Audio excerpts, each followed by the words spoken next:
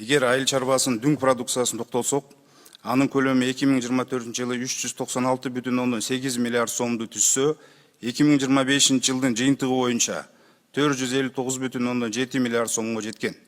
Демек, бир жылда өсүш дээрлик 63 миллиард сомду түзгөн.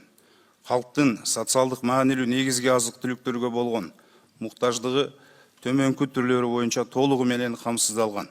Сүт, картошка, жашылчалар, эт, жумуртка жана кант. Халктын өсүмдүк майына жана жемиштерге болгон муктаждыгы импорттун эсебинен жабылат. Акыркы жылдары бул тармакты мамлекеттик колдоону күчөтүү өзгөчө көңүл бурулууда.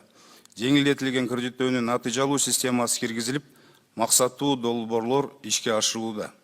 2024 жылы кредиттөөнүн көлөмү 11,9 миллиард сомду түздү. 2025 жылы 12,6 миллиард сомду түздү.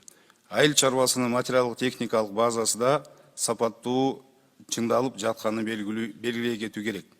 2024 жылы 4,6 миллиард сомго 1193 техника бирдиги берилсе, 2025 жылы лизинг механизми аркылуу жалпы суммасы 7,2 миллиард сомдук 2069 техника бирдиги берилди. Бул 2,6 миллиард сомго жана 876 техникага көп. Техниканын жалпы паркы 92 миң бирдикке чейин өстү.